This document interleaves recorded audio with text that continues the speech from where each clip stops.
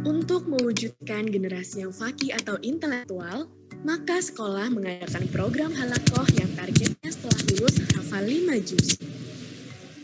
Dalam belajar membaca Al-Quran,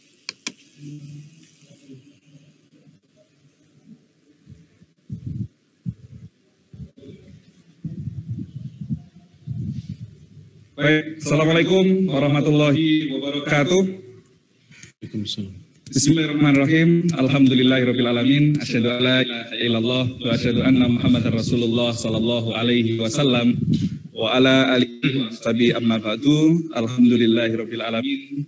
Senantiasa kita panjatkan pujian dan puji syukur kehadirat Allah Subhanahu wa taala yang mana sampai dengan detik ini kita semua senantiasa masih diberikan banyak nikmat rahmat. Khususnya pada kesempatan kali ini Bapak Ibu masih diberikan kesempatan, kelonggaran, kesehatan untuk bisa bergabung bersama kami dalam acara webinar yang diselenggarakan oleh Yayasan Bina Insan Thayyibah yang didirikan langsung oleh beliau Bapak Kiai Haji Muhammad Thayyibun yang saat ini sudah berada di samping saya bersama dengan kita semua. Baik, apa kabar Pak Kiai? Assalamualaikum warahmatullahi wabarakatuh. Waalaikumsalam warahmatullahi wabarakatuh. Baik, Bapak Ibu, kali ini kita mengadakan acara webinar dengan tema membentuk generasi tangguh di masa pandemi. Perlu kita ketahui bersama bahwa insya Allah di bulan yang lalu beliau Bapak Kiai Muhammad Thayyibun juga sudah menyampaikan materi di webinar ya, yang lain dengan topik yaitu membentuk orang tua tangguh di masa pandemi. Dan sekarang kita akan membahas bagaimana cara membentuk generasi tangguh di masa pandemi ini yang tentunya akan lebih banyak tantangannya, akan lebih banyak cobaannya gitu ya dibandingkan dengan di era non-pandemi gitu ya. Dan sebelum kita mulai Pak Kiai, saya akan membacakan hasil survei yang tadi sempat saya sampaikan meskipun ini audiensnya adalah anak SMP. Ini audiensnya yang saya survei anak SMP kebetulan. Yaitu pertanyaannya ketika saya menanyakan lebih menyenangkan mana, belajar di rumah atau di sekolah. Nah, ternyata dari jawaban yang masuk, 73% itu lebih merasa senang belajar di sekolah. Sedangkan yang 26% itu lebih menyampaikan senang belajar di rumah. Artinya 73% merindukan lagi pembelajaran di sekolah. Kalau Pak Kiai melihat fenomena seperti ini, kira-kira karena apa nih Pak Kiai? Kalau dulu kan misalnya, zaman saya sekolah dulu ya, lebih menyenangkan kalau ditanya belajar di rumah atau di sekolah gitu. Lebih menyenangkan belajar di rumah. Bahkan ketika ada pengumuman besok anak-anak belajar di rumah, wah itu sudah langsung hore gitu ya. Tapi kenyataannya kondisi yang ada sekarang adalah anak-anak justru mayoritas merindukan belajar di sekolah. Kalau melihat fenomena seperti ini mungkin Pak Yai bisa memberikan gambaran. Ya. Anak-anak ada yang mulai tahun ajaran baru, itu ketika masuk sampai sekarang belum ketemu teman-temannya. Gitu ya. Yang pertama. Yang kedua ketika dunia di rumah, itu adalah bapak, ibu, ya mungkin adik atau kakak. Tapi kalau di sekolah, adalah banyak teman-teman yang di situ tadinya belum kenal, jadi mempunyai teman banyak, bisa bersosialisasi, bisa kalau anak bisa main-main, bisa banyak teman, dan ketika menghadapi beberapa pertanyaan atau soal-soal itu dihadapi bersama-sama dengan teman-teman dari satu guru, sehingga suasana lebih asik, lebih menyenangkan. Itu saya kira yang senang 26% itu mungkin ya karena dia punya karakter wah enak kalau di rumah tidak sekolah ya, tapi kalau punya karakter anak senang belajar itu rata-rata senang sekolah untuk di sekolah ya, daripada di rumah. Oke. Ya, jadi memang yang terjadi sekarang ada siswa yang sampai sekarang pun belum tahu teman-temannya siapa gitu Pak Yaya. Khususnya siswa yang kelas 1 ya. Siswa kelas 1 memang kondisinya sekarang ini siswa kelas 1 itu ada yang di situ belum tahu teman-temannya satu kelas itu siapa saja, termasuk di SD Bina Insan Thayyibah sendiri ketika menerapkan home visit itu setiap kali pertemuan hanya 5 orang, sehingga dia tidak tahu temannya yang lain itu siapa dan bagaimana, karena memang kondisinya pemerintah sampai sekarang masih melakukan pembatasan gitu ya. Nah Pak Yai, kalau kita melihat tantangan-tantangan yang ada sekarang gitu ya, ketika orang tua harus dihadapkan dengan anak yang di situ harus diajar langsung oleh orang tua. Nah, ini mungkin bagaimana peran orang tua di sini dalam mendidik anak-anaknya yang kenyataannya banyak masukan kepada kita khususnya di pihak yayasan adalah bahwa ternyata memang nggak mudah mendidik anak-anak itu secara langsung gitu ya. Misalnya seperti ini kondisi yang ada. Jadi ketika sekolah memberikan tugas secara live atau pembelajaran secara live di pagi hari, ternyata tidak semua orang tua itu bisa mengikuti. Ada di situ yang orang tuanya pagi harinya kerja, kemudian di situ baru pulangnya sore hari. Sehingga ada yang bisa ikut pembelajaran di pagi hari, ada yang bisanya hanya di sore hari. Sehingga pembelajaran live itu tidak bisa diselenggarakan secara total. Sedangkan sekarang pun untuk home visit juga tidak memungkinkan. Nah sekarang bagaimana menurut Pak Yai peran antara sekolah dan orang tua yang bisa dilakukan untuk mengatasi permasalahan-permasalahan tersebut? Sebenarnya tugas mendidik anak yang utama itu orang tua. Ya. Utama. Jadi mohon maaf ini saya mengingatkan dulu. Jadi orang tua jangan mempunyai pola pikir bahwa ini mendidik tugasnya guru. Ya, jadi mendidik itu dunia yang paling kecil pendidikan adalah di keluarga. Orang tua. Jadi kehidupan sehari-hari karena orang tua itu anak hidup di situ waktunya lebih panjang, waktunya lebih maksimal. Di sekolah hanya beberapa jam. Nah, sekolah adalah memberikan tentang pengertian pendidikan, ya, kedisiplinan, sosial dan lain sebagainya. Kemudian terapannya karena diterapkan di rumah atau di masyarakat. Nah, sehingga dengan pandemi ini saya kira pertama juga menjadikan orang tua jadi pintar juga. Orang tua jadi pintar. Orang tua jadi peduli, orang tua jadi ngerti, oh mendidik anak itu tidak sulit, tidak gampang, mendidik anak tidak gampang, sehingga juga akan memperhatikan betapa pentingnya sekolah itu. Ya ternyata pendidikan itu tidak mudah, apalagi membentuk anak atau sikap atau kepribadian, ya itu sangat sulit sekali, apalagi bagi bapak ibu yang mempunyai kegiatan-kegiatan yang banyak, kesibukan yang banyak, ini sangat dirasakan betapa pentingnya itu sekolah, betapa pentingnya pendidikan di sekolah, dan betapa pentingnya pendidikan itu sendiri di keluarga. Ya, karena semua nanti kembalinya kehidupan itu akan semua dirasakan di keluarga itu sendiri. Oke. Jadi peran orang tua di sini dalam kondisi pandemi ini selain juga di situ sebagai guru, orang tua juga otomatis belajar nih berarti Pak Yai, ikut belajar juga gitu ya. Nah ini Pak Yai dari hasil survei yang masuk kepada kita, ketika anak-anak ditanya sebagai anak itu lebih dekat dengan siapa, ternyata 76% itu menyampaikan lebih dekat dengan ibu. Sedangkan yang dekat dengan ayah ini hanya 24%. Nah ternyata itu sebanding dengan yang paling perhatian dengan pendidikan anak. Jadi anak-anak menyampaikan 64% itu ibu yang lebih perhatian. Sedangkan ayah itu di sini hanya 35,7%. Nah, Pak Yai melihat fenomena seperti ini bagaimana Pak Yai? Saya kira itu masuk akal. Sebetulnya yang bertanya ini lebih ngerti ya karena psikolog murni ini. Kalau saya psikologi pendidikan aja. Ini psikologi pendidikan, psikologi macam-macam ya. Ini karena memang kuliahnya psikologi murni. Jadi gini.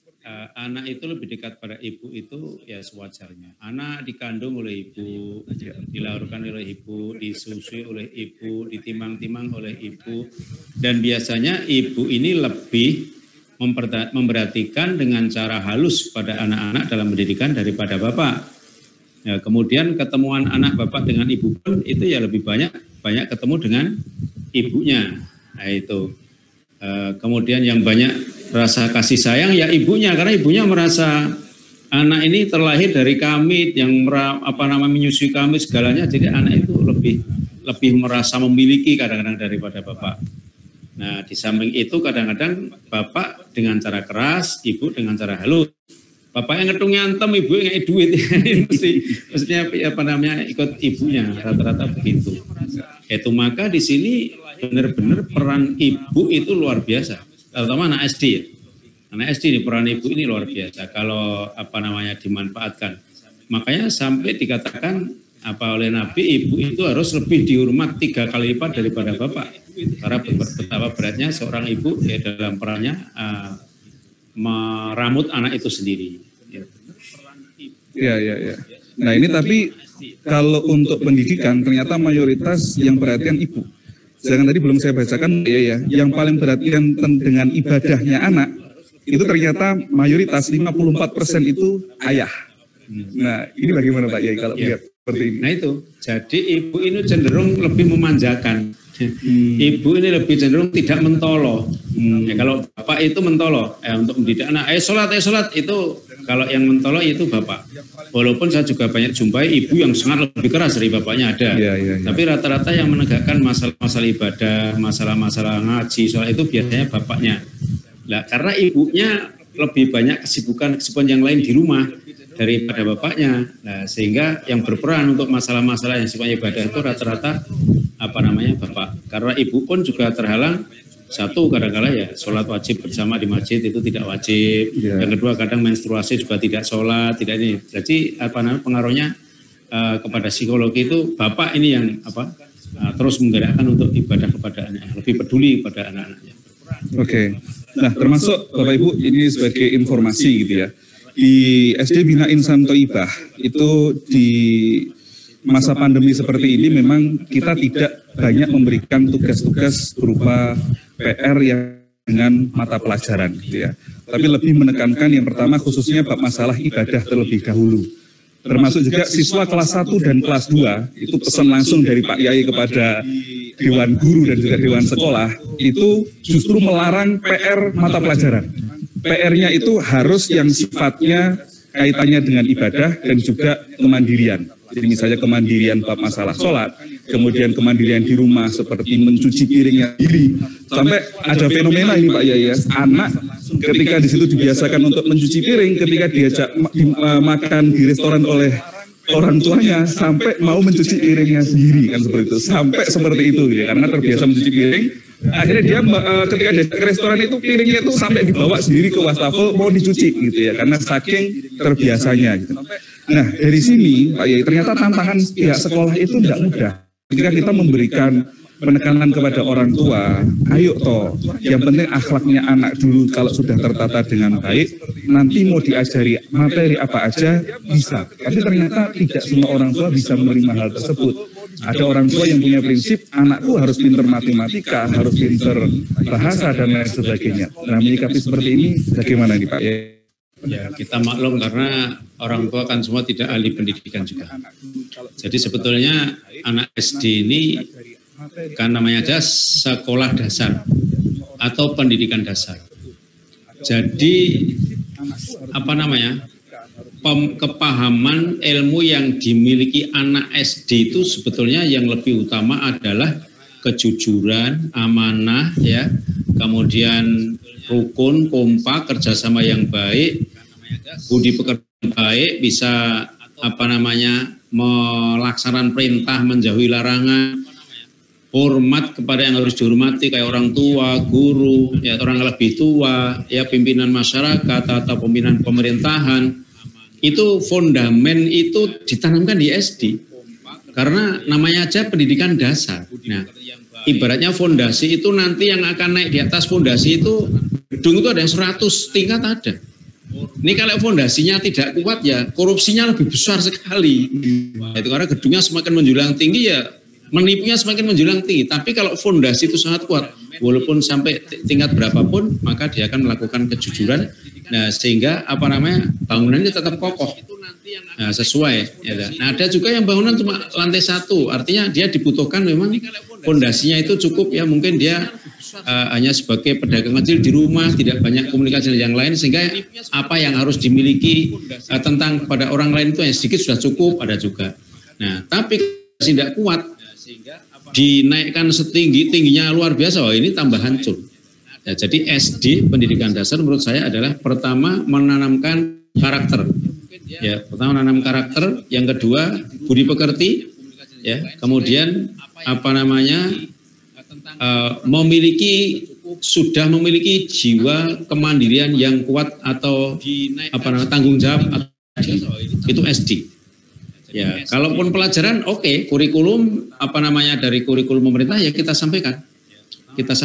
Tapi memang kayak SD, SMP, SMA itu masih ada terselubung mendidik dan mengajar. Ya, nah sekarang kayak SMP, SMA itu saya kira untuk mendidik itu sudah hampir tidak ada waktu. Karena administrasi yang dibebankan guru sudah sangat luar biasa. Waktu untuk kenaikan pangkat itu harus membuat ini tuntutannya luar biasa. Sehingga kadang guru tidak sempat untuk membuat pola-pola mendidik anak, tapi ada yang mengajar, disampaikan, selesai. Karena tugas-tugas yang kepentingan pribadi guru banyak sekali yang akan diselesaikan. Nah, maka saya kepada guru-guru SD kami tidak menuntut administrasi yang mulu-mulu, ya, tetapi faktanya bisa merubah. Pendidikan kan perubahan tingkah laku. Yang ternyata belum tahu jadi tahu, ya, yang belum bisa melaksanakan. Yang tadinya pembohong jadi jujur, yang tadinya itu tidak semangat jadi semangat, yang tadinya enggan untuk membantu orang lain, jadi rasa sosialnya tinggi, itu SD. Ya, seperti di PIT, ya tadi. Ya saya diceritani sendiri kalau itu ya, di rumah makan Padang dia bawa piring, loh itu nanti sudah ada yang menyuci sendiri itu. Wah nanti saya dimarahi ibu guru, tidak, kalau di rumah makan enggak. Ada lagi yang biasanya kalau anak itu dibangunkan sholat subuh nangis, tapi setelah di SD BIT, kalau tidak dibangunkan menangis. Nah, jadi sebaliknya, itu karena hasil pendidikan. Nah tadi Mas Akmal tanya tentang masalah peran orang tua. Maka apa-apa yang sudah dicetak oleh sekolah yang tadinya sudah berubah, itu di rumah harus dipertahankan oleh orang tuanya. Ya, jangan sampai setelah libur 1 bulan aja masuk sekolah sudah kembali seperti dulu lagi. Nah, ini berarti orang tua di rumah tidak punya peran untuk mendidik kepada anak-anak. Ini, jadi utamanya di sekolah SD, maka di sekolah BIT ini yang kami tekankan adalah pertama budi pekerti, akhlakul karimah itu ya, atau karakter. Kemudian kemandirian, tanggung jawab, dan rasa sosial. Saya tahu sendiri itu mungkin tadi sudah ada juga di cuplikan video ya. Jadi ada anak yang jatuh langsung berlari-lari semua ya, dibopong bareng-bareng kayak pemain bola itu bareng-bareng, terus diupokoro bareng-bareng. Nah, itu rasa perhatiannya kan kelihatan sekali. Begitu masuk salaman dengan teman-temannya yang laki-laki dengan laki-laki, perempuan dengan perempuan, salaman dengan ibu guru, salaman dengan bapak guru, pulang ya begitu. Nah, kebiasaan itu nanti kalau di rumah juga tidak dilanjutkan, lama-lama hilang. Yang kedua, kalau sekolah SMP-nya nanti tidak dilanjutkan seperti itu, bisa hilang juga. Nah, maka pendidikan ini berkesinambungan. Tapi paling tidak kalau SD-nya punya modal dasar kayak gitu, nanti tidak gampang terpengaruh ketika jenjang yang lebih tinggi dia akan mengikuti pelajaran. Oke, nah sekarang Bapak Ibu ini ada pertanyaan ini. Bagaimana mendidik anak di masa pandemi dalam menumbuhkan kesadaran untuk tertib beribadah? Ini dari Ibu Mas Udah Malang ini ya. Ini bagaimana Pak Yai? Justru masa pandemi ini anak kan full di rumah. Betul. Ya. Jadi kita bisa mengawasi ini jam berapa waktunya sholat ya. Ketika sebelum adzan sudah diingatkan kalau mau ibadah. Hampir adzan ya, ayo cepat-cepat persiapan ambil air wudhu. Kemudian dipesan ketika sholat, kamu nanti masuk masjid ya, tidak boleh rame-rame, tidak boleh lari-lari, kamu harus duduk tenang, sholat sunnah, habis itu menunggu imamnya supaya tertib, berdoa atau baca Quran, dipesan itu. Atau kalau masih kecil ya didampingi orang tuanya. Kemudian ketika anak itu memang saat itu sedang tidur ya dibangunkan pelan, biar membangunkannya jangan sudah menjelang mau sholat ya, jauh-jauh sebelumnya sudah dibangunkan dulu. Justru karena pandemi itu orang tua bisa langsung mengawasi 5 waktu sholatnya itu, dan juga bisa memberi jadwal, jam ini mengaji, jam ini menghafalkan doa mungkin, jam ini sholat, jam ini belajar, jam ini. Ketika pandemi justru orang tua bisa mengatur sedemikian rupa karena tanpa ada pengaruh untuk jam-jam di sekolah. Dan ini otomatis berarti orang tua harus nonton itu lebih. Iya, orang tua harus dicontoh, jangan sampai do sholat, orang tua nonton TV, ya tidak jalan. Aku ini kan sudah tua nonton TV, kamu masih ayo sholat, begitu. Ayo sholat ya orang tua sudah rapi. Iya. Gitu. Nah, ini termasuk Bapak Ibu di SD Bina Insan Thaibah itu ada program setiap bulan itu menampilkan tentang program akhlakul karimah atau ibadah. Termasuk yang saat ini sedang digalakkan contohnya adalah bab sholat ya, mungkin bisa ditampilkan di layar gitu ya. Jadi setiap murid ya, setiap orang tua ini diberikan materi ya untuk mengontrol sholat putra-putrinya. Jadi selama Insan Thaibah itu ada program setiap bulan itu menampilkan tentang program akhlakul karimah atau ibadah. Termasuk yang saat ini sedang digalakkan, contohnya adalah bab sholat. Ya, mungkin bisa ditampilkan di layar gitu ya. Jadi setiap murid, ya, setiap orang tua ini diberikan materi ya atau worksheet untuk mengontrol sholat putra putrinya.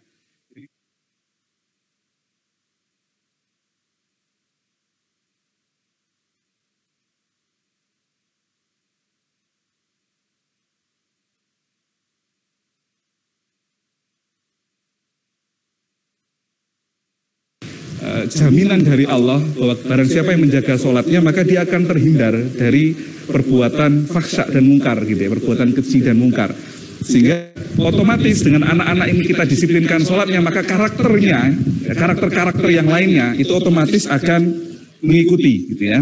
Nah, termasuk di sini kita tekankan kepada guru dan juga orang tua ketika mengajak anak-anaknya untuk sholat, jangan menggunakan nada ancaman, tapi bagaimana anak itu sholat bisa merupakan suatu hal yang menyenangkan gitu. Kadang-kadang kita sebagai orang tua kan begitu mudah ngancem. Enak kamu kalau tidak sholat tak pukul, atau kamu kalau tidak sholat nanti kamu masuk ke dalam neraka. Coba kita balik kalimatnya dengan menggunakan kalimat-kalimat yang berupa ajakan yang menyenangkan.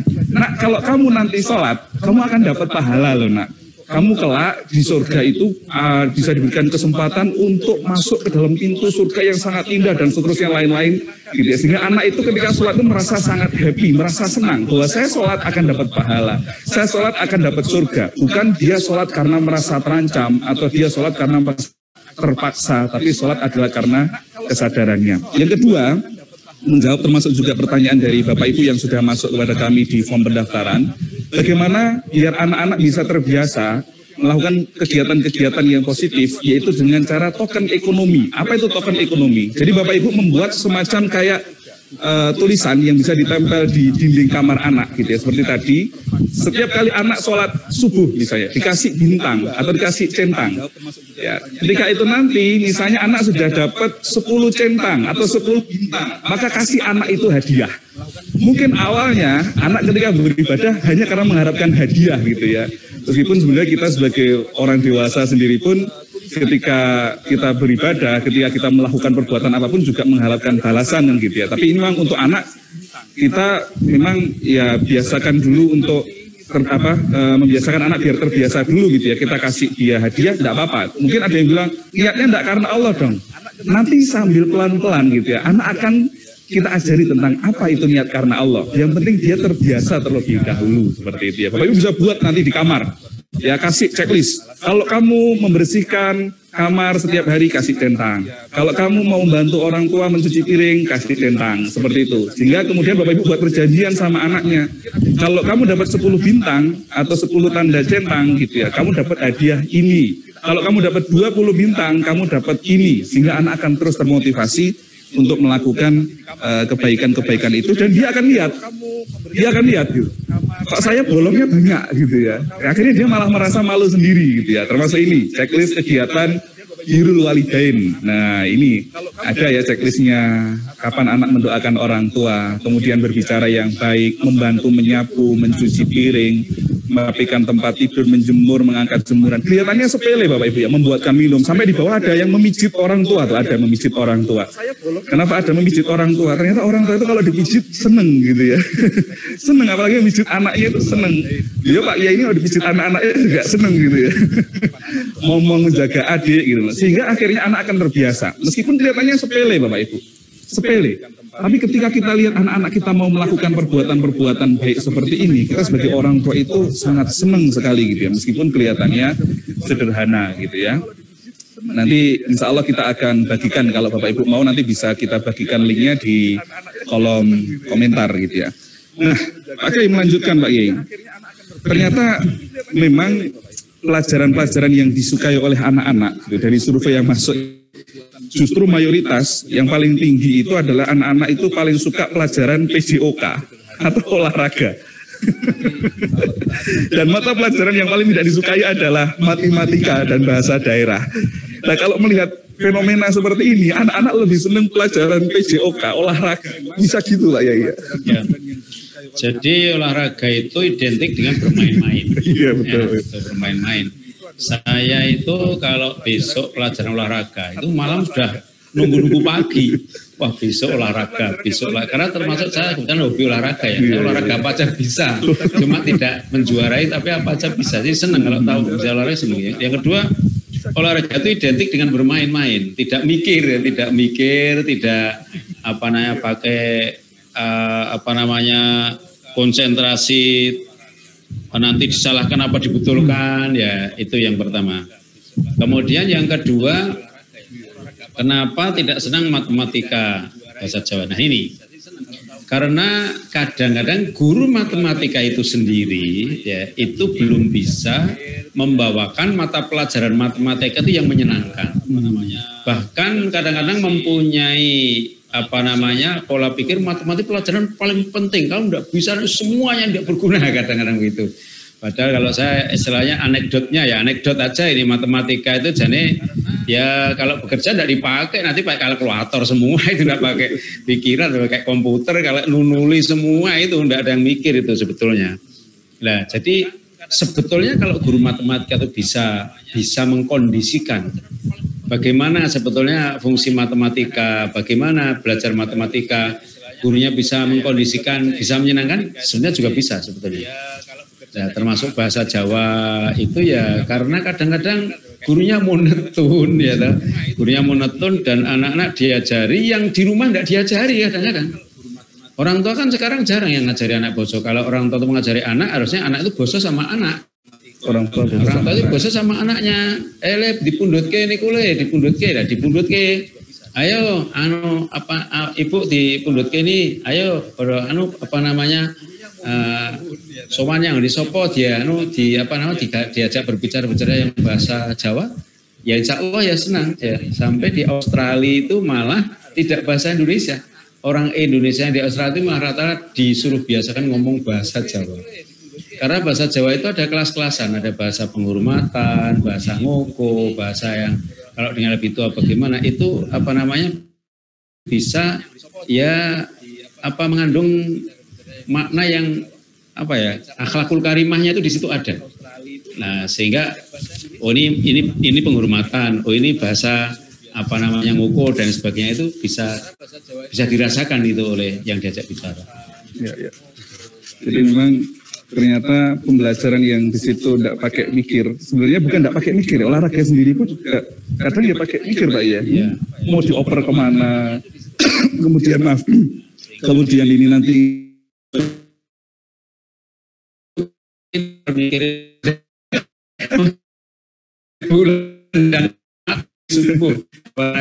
dan dapat senang ya.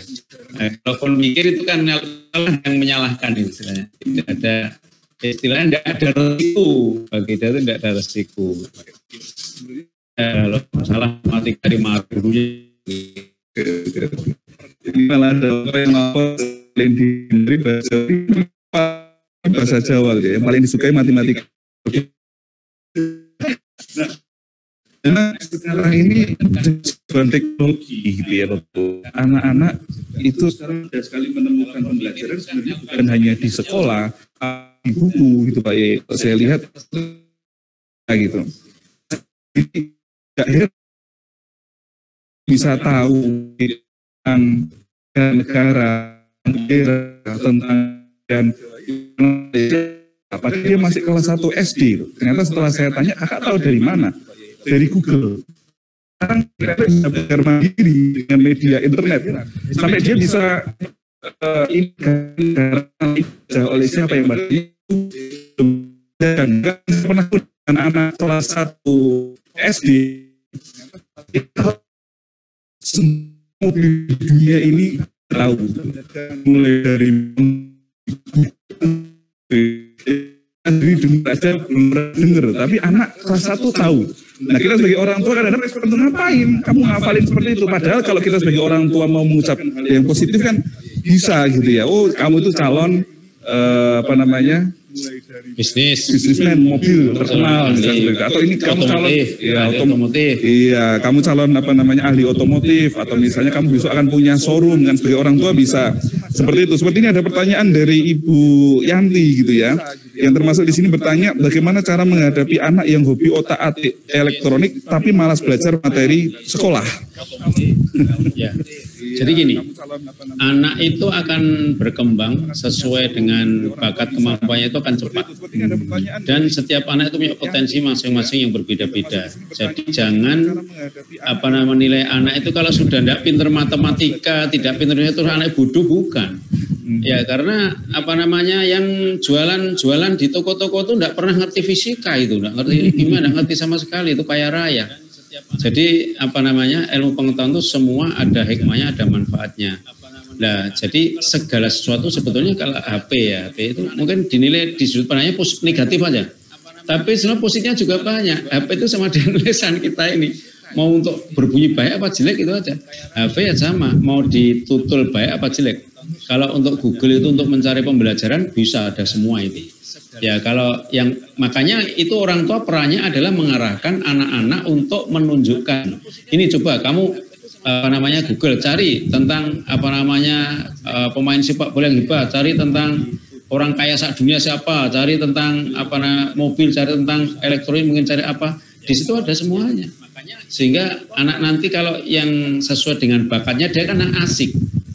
Mungkin anak itu cita-citanya itu jadi orang kaya, maka dia mungkin akan selalu Google itu mencari tentang bagaimana usahanya sedikit modalnya banyak hasilnya, atau melihat orang-orang yang kaya berhasil itu apa yang dijalankan. Di Jepang kan kayak gitu. Jepang tuh anak selalu ditanya oleh guru BK-nya, kamu pengen 3 orang aja, pengen pejabat apa orang kaya apa orang yang terpandang, pilih salah satu. Pejabat, orang kaya sama orang yang terpandang. Terus misalnya gitu ya. Ya, itu kalau orang Jepang itu udah matem. Kamu siapa yang kamu kagumi? Hirohito mamanya. Oh, kamu itu dulu Hirohito hidup di zaman yang masih susah. Bisa kayak gitu. Lah, kamu hidup di sekarang, kepengen seperti dia lebih bisa. Kalau tidak bisa kamu coro, kamu cacing, kamu tengu. Itu dimaki-maki. Kalau orang Jepang kalau sudah dibegitukan kan tantangan gitu. Yeah, tantangan itu tuh untuk membangkitkan dirinya harus berhasil menunjukkan bahwa saya tidak coro, saya tidak cacing. Nah itu. Ya, jadi, tapi sayangnya kalau udah berhasil hara kiri, kalau Jepang nggak usah ditiru gitu, bunuh diri. Ya. Jadi saya ingat ada istilah ini berarti Pak ya, jangan kita memaksa atau mengajari ikan terbang dan juga jangan memaksa burung untuk belajar berenang. Kan? Ya. Gitu ya. Ya. Kalau memang anak memang tidak mampu di salah satu mata pelajaran berarti ya jangan dipaksakan gitu ya. Masa ini misalnya hobi otak-atik elektronik, ya bukan kita hentikan, tapi justru malah kita pacu biar bisa lebih lebih ahli lagi. Kan dia kalau sudah ahli elektronik itu mendirikan bengkel komputer itu sehari itu bisa 6 juta berhasil kalau ada orang bayar. Ini dia ahli elektronik kan bisa menjadi andai kata dia menjadi mendirikan toko komputer dia juga ahlinya sekalian, ada orang betulkan ini kan bisa dapatkan hasil banyak ya. Jadi orang tua jangan terpaku pada matematika. Ya tapi gini ya, kalau kebetulan SD kami Bina Santiba ini memang ada yang kami tonjolkan, yaitu akhlakul karimah yang pertama, kemudian kepahaman agama atau takwa itu jelas itu ya, kemudian kemandirian. Ada 2 hal lagi yang di sini kami insya Allah kami wujudkan untuk anak-anak itu adalah tahfidz hafalan Quran sama bahasa Inggris.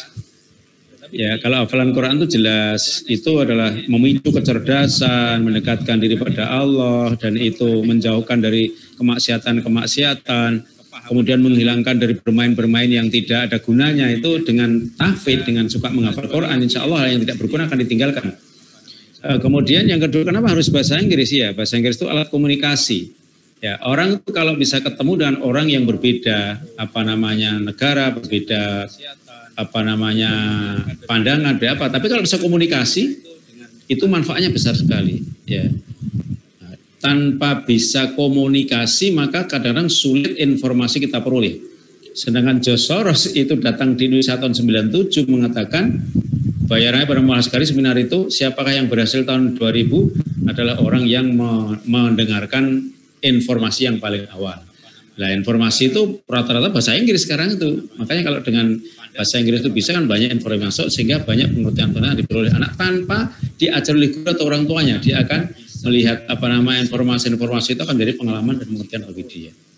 Oke, jadi pentingnya mengikuti kemajuan zaman. Bapak Ibu sekalian, insya Allah di SD kami punya program anak itu ya maksimal hafal Quran, tidak kita batasi, ya kemudian bahasa Inggris sedapat mungkin ya lulus SD kelas 6 itu sudah ngomong itu sudah lancar.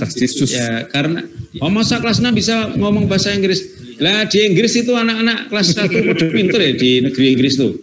Negeri Inggris, Amerika itu kelas 1 ngomong bahasa Inggris pinter banget itu. Ya itu kelas 1 itu ya, karena sehari-hari diajak ngomong bahasa Inggris. Nah, kalau nanti anak-anak kita biasakan diajak ngomong, nanti lama ya bisa. Ngomong yang penting ngomongnya aja yang penting, tidak harus bisa nulis, bisa baca. Ngomong yang penting bisa ngomong, karena bahasa itu untuk komunikasi, bukan untuk apa-apa. Untuk komunikasi. Maksud di SDB kalau tidak salah guru bahasa Inggrisnya ada 3 gitu Pak ya? Ada 3 ya? Ada 3 sampai 3. Makanya sampai di sekolah kami BIT itu kami datangkan guru bahasa Inggris itu ada 3, ada salah satu yang luar biasa itu namanya Nurul itu. Wah itu dengan siswa disenangi sekali, ya gurunya cantik, disenangi sekali. Kalau ngomong bahasa Inggris itu kayak orang Inggris itu udah. Ya itu ada. SDB ini untuk tidak sudah insya Allah biasa kantor itu nanti kita laksanakan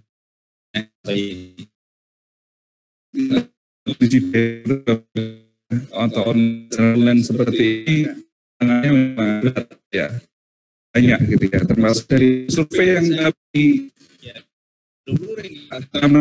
kepada siswa siap menempatkan sekolah itu ternyata itu menyatakan pernah. Jadi dari sekolah dicepetke aja benang gitu ya. 18% itu menyampaikan sering dan hanya 10% yang tidak pernah. Memang kenyataannya pembelajaran secara daring ini tidak seperti pembelajaran tatap muka langsung yang mungkin lebih menyenangkan atau lebih banyak interaksi gitu ya. Nah memang tantangannya sekarang seperti yang saya sampaikan di depan tadi, orang tua tidak bisa menunggui secara penuh. Bahkan di sini ada orang tua yang menanyakan, Pak Yai, bagaimana mengatasi anak yang sering main, sedangkan beliau sebagai orang tua sendiri sibuk dengan pekerjaan, bahkan sampai lupa dengan sholatnya. Jadi cara mengatasi anak yang sering main, karena orang tuanya memang sibuk dengan pekerjaan, sampai orang tuanya mungkin lupa dengan sholatnya. Gitu. Cara mengatasi, ya dia jangan sampai lupa dengan anaknya cara mengatasinya. Dia sibuk, makanya itu ada pesan pada anak ya. Saya banyak tugas ya nak ya.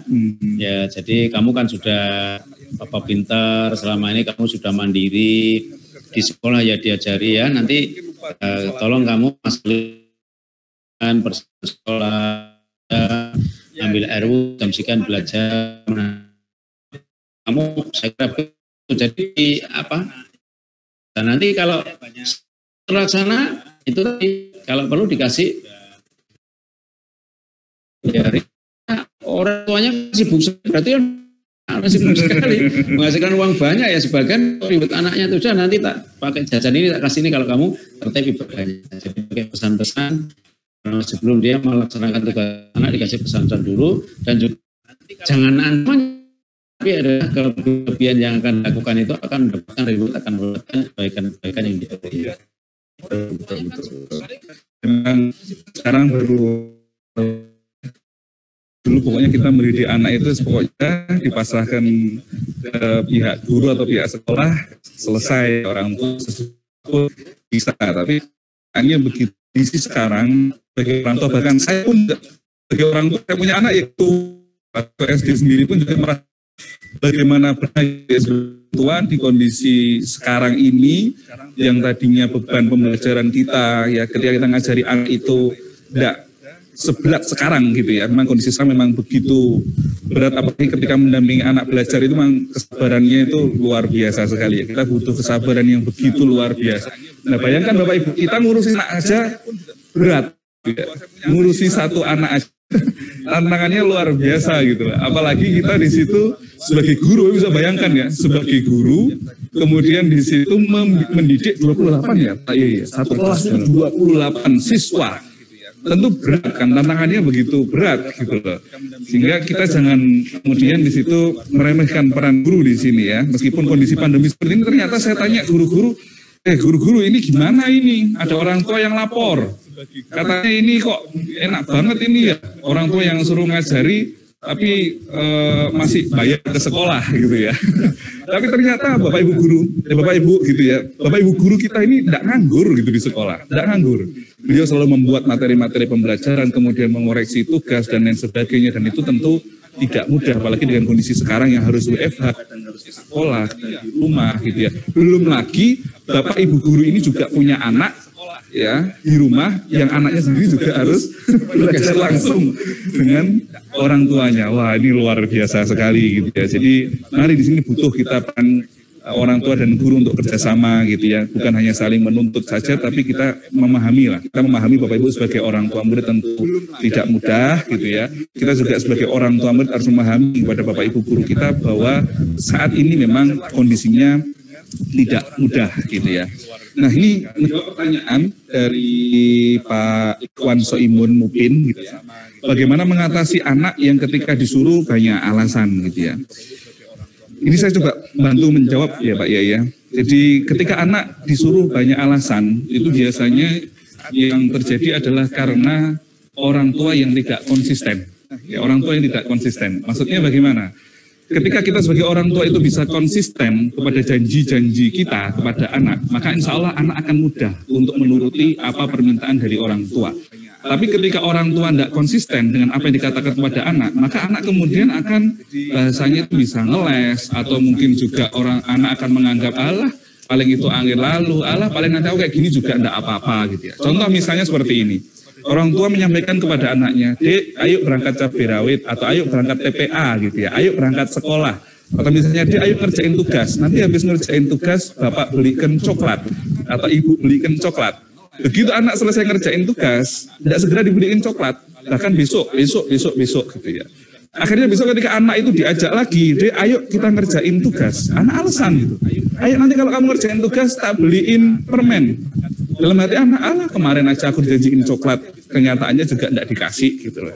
Akhirnya anak kemudian di situ menganggap orang tua ini tidak konsisten atau tidak konsekuen. Mereka hanya meminta kepada anak, tapi ketika anak minta kepada orang tua gitu ya, tidak ada timbal balik gitu loh. Makanya ketika kita sebagai orang tua pengen agar anak-anak kita itu ketika disuruh itu tidak banyak alasan, kita sebagai orang tua bagaimana bisa konsisten dengan apa yang kita ucapkan kepada anak. Jadi kita mengatakan, ayo besok Senin kita ke sini misalnya. Ya ayo kita berusaha untuk konsisten memenuhi apa yang telah kita sampaikan kepada anak, biar anak mau nurut apa yang kita minta. Gitu. Tapi kalau kita selama ini tidak pernah konsisten kepada anak, gitu ya, ya akhirnya itu tadi anak jadi meremehkan kepada orang tuanya. Misalnya, Dek, kamu ayo belajar ngerjain tugas. Kalau kamu tidak ngerjain tugas, besok tidak bapak kasih uang saku. Tapi kenyataannya besok masih dikasih. Sehingga apapun yang dikatakan orang tua, Allah itu cuma angin lalu. Sehingga akhirnya orang tua diremehkan. Kurang lebih seperti itu. Mungkin Pak Yai mau menambahkan, Pak Yai? Oke. Nah ini Pak Yai mungkin bisa disampaikan kepada orang tua terkait bagaimana caranya menertibkan masalah sholat kepada anak, Pak Yai. Menertibkan sholat kepada anak. Jadi memang perintahnya Nabi ya dari umur 7 tahun itu sudah supaya diperintah sholat, ya, kemudian kalau 10 tahun tidak mau supaya dipukul, ya, yang tidak menyakitkan tentunya. Nah itu yang pertama, diberitahu tentang kelebihan-kelebihan atau manfaat orang yang sholat. Orang sholat mulai dari wudhu, manfaatnya apa, nah, kemudian sholat itu mengapa, bahwa sholat itu menghadap kepada Tuhannya, menghadap pada Allah, menyembah kepadanya atas yang menciptakan kita, yang telah membuat kita. Ya, dikasih tahu sholat itu apa secara keseluruhan. Sebenarnya sholat itu mengapa? Yang kedua adalah berdoa, yang ketiga sholat itu adalah mengagungkan Allah, dan sholat itu perintah yang harus dikerjakan paling awal, paling penting di antara semua ibadah, sampai Nabi pun dipanggil ke Sidratul Muntaha, dijelaskan sama anak pentingnya masalah sholat, dijelaskan masalah sholat. Kemudian yang kedua, orang tua sendiri melatih, mengajak anak itu kecil, diajak untuk melakukan sholat, ya. Kalau tidak bisa, tidak mau, itu tadi dikasih reward, ayo nanti kalau mau sholat kamu tak beli ini apa kesukaannya. Suka coklat, kalau permen, kalau kopi ya jangan, anak kecil sudah dikasih kopi. Ya, senangnya jambu, kasih jambu apa? Ya kalau sholat kasih hadiah ini pertama. Nah, lama-lama nanti dia akan sudah terbiasa. Ya, dan kalau perlu di situ ya menggandeng dengan teman dekatnya, mungkin sama-sama berpengertian sehingga ada temannya, sehingga menambah semangat si anak itu. Ya, lama-lama kelamaan kalau sudah terbiasa begitu, anak akan menjadi kebiasaan sholat itu menjadi tanggung jawab sendiri. Karena saya lihat banyak anak-anak yang anak kecil itu ya mandiri sekali. 5 waktu itu tertib sekali. Ya, karena apa? Selalu ditekankan orang tua dengan cara-cara yang baik, dengan cara-cara yang menyenangkan. Nah, sehingga dia juga ke masjid itu happy dan ketemu dengan teman yang sergap ke masjid ya senang. Ya, karena mendapat teman yang sama-sama senang sholat 5 waktu masjid. Gitu. Ya. Jadi kurang lebih seperti itu, Bapak Ibu. Nah, ini ada pertanyaan yang masuk ke kami tentang terobosan-terobosan untuk pendidikan menyikapi PJJ yang sekarang, apalagi ada perpanjangan PKMM ya, apa ya? PKMM atau PPKM atau apa itu ya, intinya batasannya berlanjut gitu ya, sehingga akhirnya sekarang harus WFH, yang boleh masuk kantor hanya 25% gitu ya, otomatis semuanya serba terbatas. Namun Bapak Ibu, khususnya ini kami sampaikan kepada orang tua murid SD Bina Insan Thaibah bahwa kami dari SD Bina Insan Thaibah itu akan memberikan waktu secara khusus di setiap hari Sabtu minggu kedua. Itu ada Pak Kepala Sekolah hadir masuk, yang meskipun itu hari libur. Kemudian saya sebagai psikologi sekolahnya insya Allah juga akan masuk. Kemudian ada satu lagi dari pakar pendidikan yang pernah sekolah di luar negeri juga, itu juga akan masuk di situ. Kita akan siap menerima Bapak Ibu yang di situ membutuhkan penjelasan, pertanyaan, konsultasi dan lain sebagainya secara langsung tatap muka. Insya Allah kita siap di hari Sabtu minggu kedua. Dan yang menginginkan gitu ya lewat daring, mungkin lewat Zoom atau lewat video call dan lain sebagainya, insya Allah kita juga siap sesuai nanti dengan janji yang dibuat dengan pihak sekolah gitu ya. Dan untuk pembelajaran mulai di bulan Februari kita akan juga menggunakan media Zoom live langsung dan juga media recording untuk YouTube. Jadi yang tidak bisa ikut pembelajaran live di pagi hari lewat Zoom, nanti akan ada media YouTube untuk mengulangi lagi pembelajarannya. Karena memang ada mungkin orang tua yang tidak bisa menunggui anaknya untuk belajar pagi, dan otomatis tidak semua anak usia SD diberikan gadget sendiri gitu ya. Karena terlalu berbahaya kalau sampai tanpa pengawasan dari orang tua gitu ya. Nah ini juga ada yang masuk juga ini tentang bagaimana ini saya terlanjur memberikan handphone kepada anak saya sampai akhirnya anak saya ketagihan game online gitu ya. Nah ini Bapak Ibu kalau tidak segera diselesaikan efeknya sangat berbahaya. Seperti yang pernah saya sampaikan, saya beberapa kali menemui anak yang di situ kecanduan game online. Bagaimana cara mengatasinya? Kalau sudah terlanjur begitu parah, ya mau pendekatan apapun itu akan susah. Kecuali satu, seperti yang ditekankan oleh Pak Yai tadi, benahi dulu sholatnya. Benahi dulu sholatnya. Dengan kita membenahi sholatnya, gitu ya, insya Allah akan dengan sendirinya game online itu akan sembuh. Akan sembuh. Bapak Ibu mau pakai pendekatan psikologi apapun, mau pakai obat, mau pakai terapi apapun gitu ya, susah kalau sudah benar-benar kecanduan. Tapi ini salah satu hal yang mujarab yang pernah kita praktekkan, yaitu dengan terapi sholat. Kita tertibkan dulu sholatnya. Bagaimana anak saya mau sholat aja susah mas, selalu megang HP. Ya kita buat bergening sama anak. Kamu boleh megang handphone setelah kamu sholat.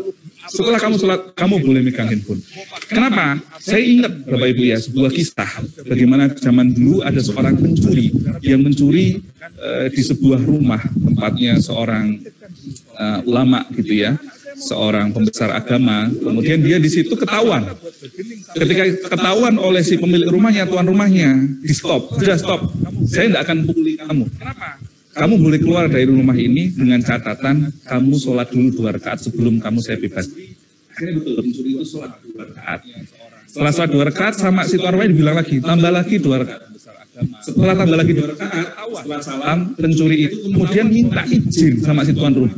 Boleh enggak saya melanjutkan lagi, nambah lagi? Oh ya silahkan. Nah setelah itu alhamdulillah Allah paring dia sembuh gitu ya, dari perbuatan mencurinya gitu. Ketika saya mendengarkan kisah itu, kemudian saya berusaha untuk bagaimana dipraktekkan kepada anak-anak yang kecanduan game online. Ternyata alhamdulillah berhasil. Janjinya Allah itu hak, janjinya Allah itu pasti gitu ya. Sholat itu bisa mencegah perbuatan fahsya dan mungkar, itu pasti. Kalau ada yang mengatakan anak saya sudah sholat tertib, tapi kok masih melakukan pelanggaran, yang salah bukan dalilnya gitu ya. Tapi barangkali sholatnya itu ada yang salah, mungkin kurang khusyuk, kurang tertib, gitu, kurang tumak ninah, ya, atau niatnya mungkin yang salah. Nah itu termasuk juga berlaku kita sebagai orang tua ya, kalau kita pengen hidup kita lebih baik, kita bisa dengan cara lebih menertibkan lagi ibadah sholat kita gitu ya. Nah, baik Pak Yai, sebelum kita tutup mungkin ada pesan-pesan yang bisa disampaikan kepada orang tua terkait di kondisi pandemi seperti ini, bagaimana beliau tetap bisa bersemangat dalam mendidik putra-putrinya. Dan juga di sini saya lihat ada yang di forum pengajian juga kayaknya tadi ya, dari Pemalang atau saya bisa lihat di live kita ya, di Pemalang atau mana tadi. Baik Pak Yai, sebelum ya, ada orang tua berkumpul juga, ada Pak Mustafa. Nah ini Masya Allah luar biasa. Assalamualaikum Pak. Singapura. Wah, Singapura, Masya Allah Pak Ote. Pak Ote ya. Oh, Masya Allah luar biasa. Pak Ote sehat, Pak Ote. Sehat, Pak Ote sehat. Alhamdulillah, Alhamdulillah. Ya. Bapak Ibu, ini kita ada tamu jauh ini dari Singapura ini ternyata gitu ya, Masya Allah. Dari Pemalang coba bisa di spotlight Pemalang. Ada Pak Mubasir ya, Pak. Oh ada Pak Mubasir. Ada Mubasir. Bisa di spotlight Mas. Assalamualaikum. Ya. Spotlight dari mana? Spotlight. Alhamdulillah, Alhamdulillah. Bapak Ibu, ini kita ada tamu jauh ini dari Singapura ini ternyata gitu ya. Iya Pak Uday ternyata. Bisa di spotlight Pemalang. Ada Pak Mubasir ya, Pak. Oh ada Pak Mubasir. Ini PPG Pemalang ya. Ada Abdul Razik Pemalang. Oh ini Pak Uday nih di spotlight. Spotlight dari mana? Spotlight. Assalamualaikum. Assalamualaikum Pak Uday. Sendirian Pak Uday? Sendirian apa ada? Iya Pak Uday ternyata. Anu mic-nya tidak bisa dibuka lah. Mic-nya sana tidak bisa dibuka. Pemalang ya. Ada Abdul Razik Pemalang. Oh ini Pak Uday di spotlight. Ada Pak Basir. Assalamualaikum Pak Uday. Sendirian Pak Uday? Pak Basir di spotlight. Anu mic-nya bisa dibuka lah. Pak Basir di sekolah Pak Basir. Mic-nya sana tidak bisa dibuka. Tidak tahu. Di co-host tidak bisa. Oh, ada co-host. Oke, dari Pemalang luar biasa sekali ya, banyak yang hadir di sini. Nanti kita sapa, sebelum kita sapa, oh ini Masya Allah. Dari Pemalang ya, luar biasa Bapak Ibu. Mau nyekolah SD di sini ya? Oh, insya Allah Pemalang nanti buka ya, SD insya Allah nanti ya. Kelas 5, kelas 6 bisa bisa mondok di sini ya. Untuk kelas 5, 6 SD. Oh ini Masya Allah. Oke, dari Pemalang ya, luar biasa Bapak Ibu. Yang lain? Mau nyekolah SD di sini ya. Oh insya Allah. Wow, Pak Waalaikumsalam. Ayo next. Mana lagi? Bandung.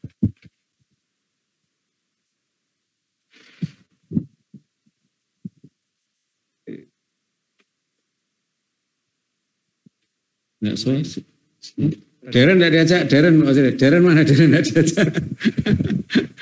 Oh Bandung Barat, Masya Allah Bandung Barat. Bandung Barat. Ini masih muda-muda ini Bapak Ibu guru atau orang tua ini? Masih muda-muda ini ya. Apa sudah punya anak ini ya? Oh dari Jakarta Selatan 1 Kebayoran, Masya Allah luar biasa. Baik Bapak Ibu, mungkin sebelumnya kita bisa dengarkan penyampaian dari Pak Kiai Toibun untuk closing statement, bagaimana motivasi untuk para orang tua agar bisa tetap semangat, jangan putus asa untuk mendidik putra-putrinya, ya meskipun tantangannya begitu berat, dan juga ini mungkin ada yang mendengarkan dari putra-putri juga, bagaimana sebagai anak, ya sebagai generasi penerus di era seperti sekarang ini. Baik Bapak Ibu, untuk menyikapinya seperti apa? Bapak-Ibu sekalian, anak adalah tambang emas bagi orang tua. Anak itu tambang emas, ya bisa menjadi sumber pahala yang terus menerus yang tidak ada henti-hentinya sampai di hari akhir. Bahkan ketika orang tua meninggal pun masih terus akan menjadi pahala yang menjadi sumber pahala yang luar biasa. Untuk itu mendidik anak memang tidak mudah, ya. Kesungguhan Bapak Ibu sekalian adalah merupakan pahala. Kesungguhan Bapak untuk mendidik anak kerjasama dengan Bapak Ibu guru adalah merupakan ibadah. Jadi semua kalau dilaksanakan ibadah tidak ada emosi, tidak ada marah, tidak ada yang muspro. Apakah itu biaya, apakah tenaga, apakah pikiran, semua jadi pahala. Mendidik anak, baik itu berupa biaya, tenaga, pikiran, semua menjadi pahala. Maka jangan dicampur dengan emosi, marah-marah, menggerutu, nanti iman-iman sepertinya sudah mengandung berlian, tapi menjadi jagung, tidak ada gunanya karena emosi atau karena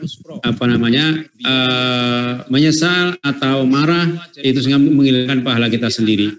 Itu pesan kami, dan kami SDIT Bina Insan Thaibah insya Allah akan berusaha semaksimal mungkin membentuk pribadi-pribadi anak-anak didik yang berakhlak karimah, berilmu, paham, bertakwa, ya, mandiri, dan bertanggung jawab. Insya Allah itu cita-cita kami. Jadi kami bersama Bapak Ibu, mari kita sama-sama mendoakan anak-anak kita akan menjadi anak yang soleh-solehah, berhasil pendidikannya, sehingga berguna bagi dirinya.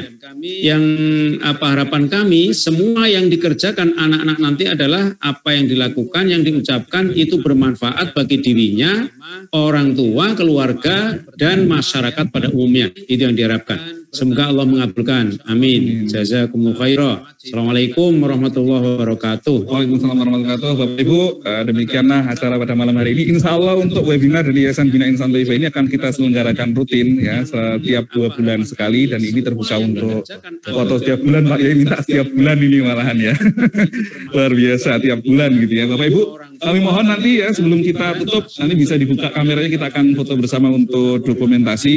Dan sebagai closing statement dari kami, Bapak Ibu, di era pandemi ini memang semuanya serba terbatas, namun kita harus yakin bahwa di kondisi seperti ini, setelah kesulitan pasti akan ada kemudahan. Innamal usri yusra, itu yang harus kita pahami bersama.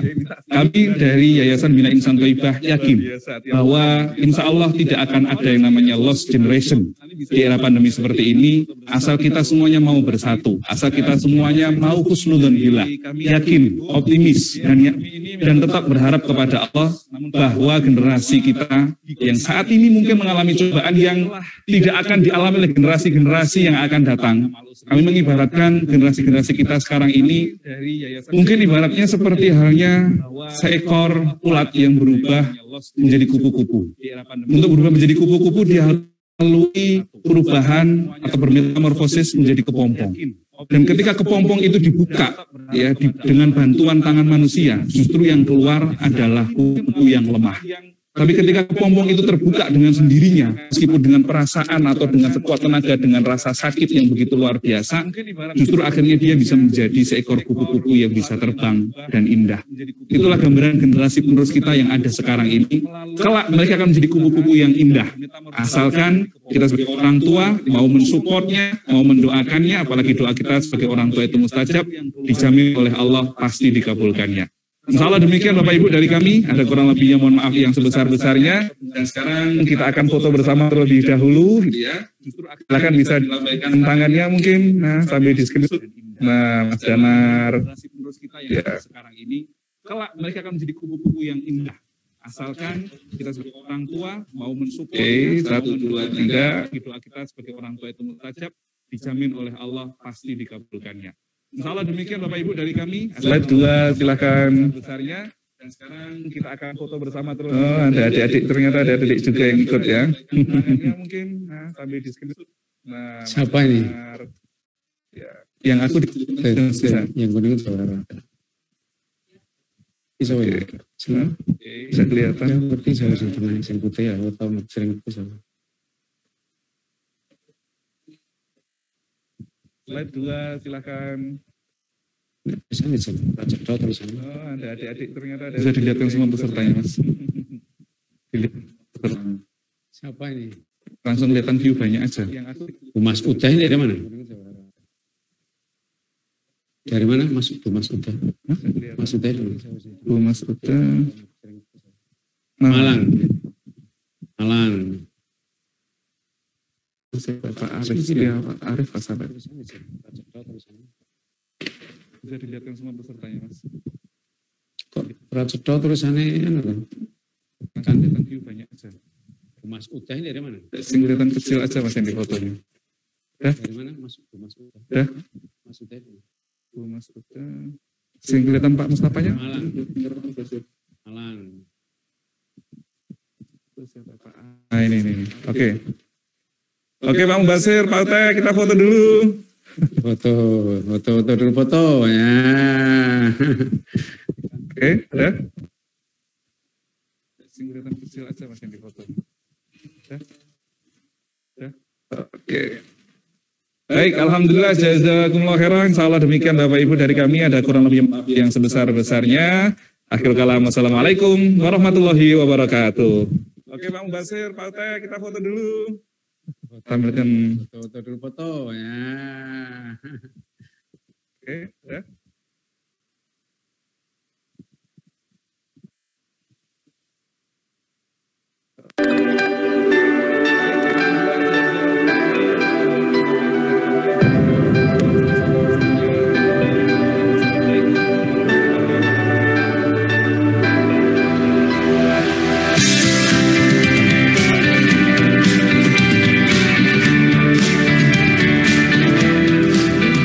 Dalam rangka pelayanan dan pramutan generasi penerus bangsa agar menjadi generasi yang alim, faqih, berakhlakul karimah dan mandiri, maka sangat diperlukan kepedulian terhadap terlaksananya pendidikan bagi generasi penerus bangsa, yang dalam hal ini diwadahi oleh pendidikan formal, yaitu SDIT Bina Insan Thoyibah Surakarta, di wilayah Sekip RT 04 RW 23, Kelurahan Kadipiro, Kecamatan Banjarsari, Kota Surakarta.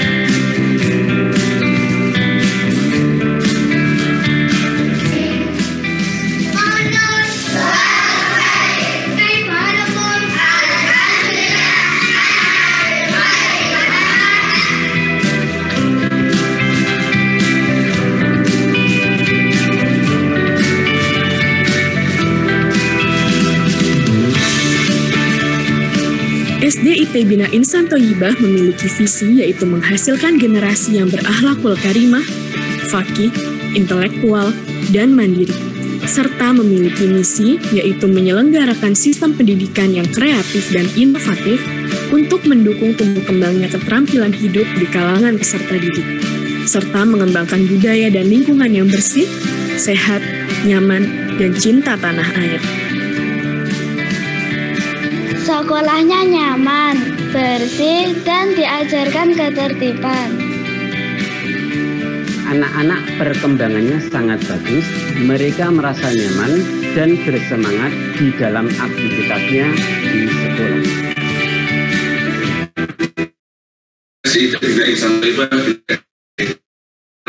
SDIT Bina Insan Thoyibah sejak pertama kali anak didik masuk, kita lebih menekankan kepada pembinaan akhlakul karimah, termasuk pada guru-guru dalam menekankan materi kepada anak didik, bukan hanya memberikan materi-materi pembelajaran seperti matematika, bahasa Indonesia, bahasa Inggris, dan lain sebagainya, tetapi lebih menekankan kepada pembinaan dan pembiasaan akhlakul karimah, seperti di dalam memberikan PR atau pekerjaan rumah kepada anak didik, guru tidak serta-merta memberikan PR yaitu seperti soal berhitung, membaca, menulis, dan lain sebagainya. Khusus untuk anak didik kelas 1 dan 2, full pekerjaan rumahnya atau PR-nya adalah pembiasaan akhlakul karimah, seperti menyapu kamarnya sendiri, kemudian membersihkan rumah, kemudian mencuci piringnya sendiri, dan lain sebagainya. Selain itu, khususnya untuk program pendidikan agama, kami menekankan kepada para anak didik kami untuk bisa membaca Al-Quran dengan tartil terlebih dahulu, kemudian sambil mereka kita bekali untuk bisa menghafalkan Al-Quran sesuai dengan kemampuan dan daya ingat, menulis, dan lain sebagainya. Untuk mewujudkan generasi yang faqih atau intelektual, maka sekolah mengadakan program halakoh yang targetnya setelah lulus hafal 5 juz. Selain itu, khususnya untuk dalam belajar membaca Al-Quran, sekolah menggunakan metode baca Al-Husna agar siswa tartil terlebih dahulu, kemudian siswa dibekali untuk bisa menghafal Al-Quran sesuai dengan tingkat kemampuannya.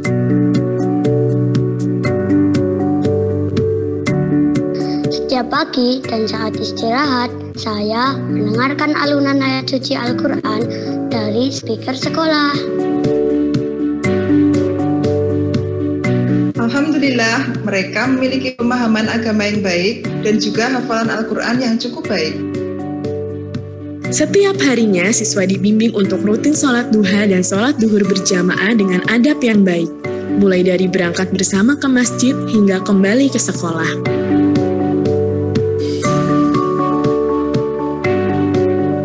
Pendidikan akhlak budi pekerti yang sangat kuat di sini itu sangat membekas dalam keseharian anak saya.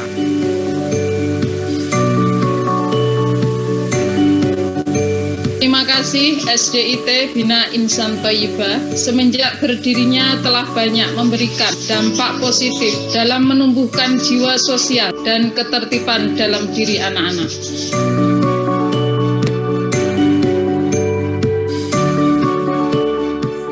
Harapan kami dengan adanya Sekolah Dasar Bina Insan Thayyibah ini, semua anak-anak yang telah mendapatkan pendidikan pada sekolah tersebut akan menjadi anak-anak bangsa yang terbaik, baik itu masalah keilmuannya, akhlak budi pekertinya, jiwa kepemimpinannya, menjadi orang-orang yang jujur, amanah, hidup rukun, kompak, bisa kerjasama yang baik, hidup sederhana, dan saling mencintai satu sama lain. Sehingga anak-anak tersebut di tengah-tengah masyarakat akan berguna bagi masyarakat, bangsa, dan agamanya.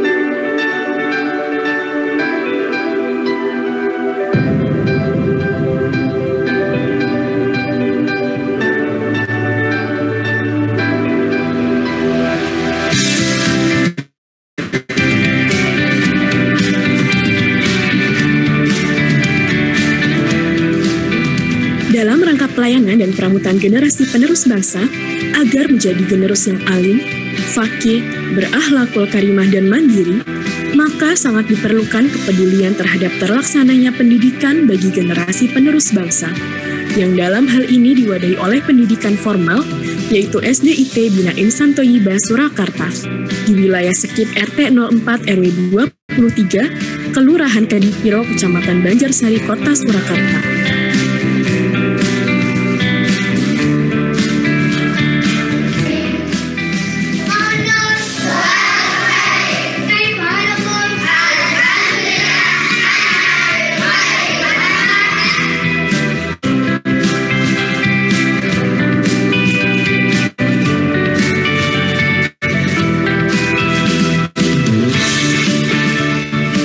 SDIT Bina Insan Thayyibah memiliki visi yaitu menghasilkan generasi yang berakhlakul karimah, faqih, intelektual, dan mandiri, serta memiliki misi yaitu menyelenggarakan sistem pendidikan yang kreatif dan inovatif untuk mendukung tumbuh kembangnya keterampilan hidup di kalangan peserta didik, serta mengembangkan budaya dan lingkungan yang bersih, sehat, nyaman, dan cinta tanah air. Sekolahnya nyaman, bersih, dan diajarkan ketertiban. Anak-anak perkembangannya sangat bagus, mereka merasa nyaman dan bersemangat di dalam aktivitasnya di sekolah. Yang membedakan SDIT Bina Insan Thayyibah dengan SD-SD yang lainnya adalah SDIT Bina Insan Thayyibah sejak pertama kali anak didik masuk, kita lebih menekankan kepada pembinaan akhlakul karimah. Masuk pada guru-guru dalam menekankan materi kepada anak didik, bukan hanya memberikan materi-materi pembelajaran seperti matematika, bahasa Indonesia, bahasa Inggris, dan lain sebagainya, tetapi lebih menekankan kepada pembinaan dan pembiasaan akhlakul karimah. Seperti di dalam memberikan PR atau pekerjaan rumah kepada anak didik, guru tidak serta-merta memberikan PR yaitu seperti soal berhitung, membaca, menulis, dan lain sebagainya. Khusus untuk anak didik kelas 1 dan 2, full pekerjaan rumahnya atau PR-nya adalah pembiasaan akhlakul karimah, seperti menyapu kamarnya sendiri, kemudian membersihkan rumah, kemudian mencuci piringnya sendiri, dan lain sebagainya. Selain itu, khususnya untuk program pendidikan agama, kami menekankan kepada para anak didik kami untuk bisa membaca Al-Quran dengan target terlebih dahulu, kemudian sambil mereka kita bekali untuk bisa menghafalkan Al-Quran sesuai dengan kemampuan dan daya ingat mereka masing-masing. Untuk mewujudkan generasi yang faqih atau intelektual, maka sekolah mengadakan program halakoh yang targetnya setelah lulus hafal 5 juz.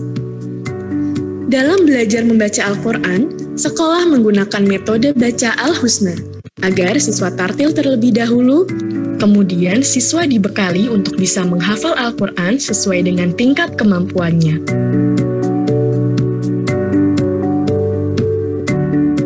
Setiap pagi dan saat istirahat, saya mendengarkan alunan ayat suci Al-Quran dari speaker sekolah.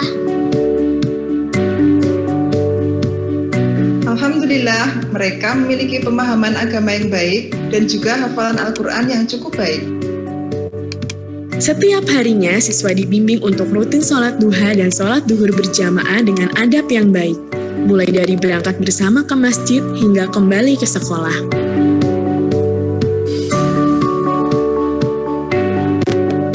Pendidikan akhlak budi pekerti yang sangat kuat di sini itu sangat membekas dalam keseharian anak saya.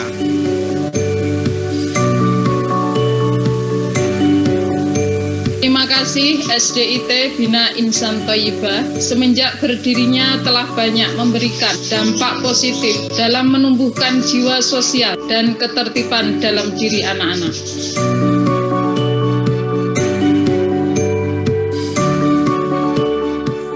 Harapan kami dengan adanya sekolah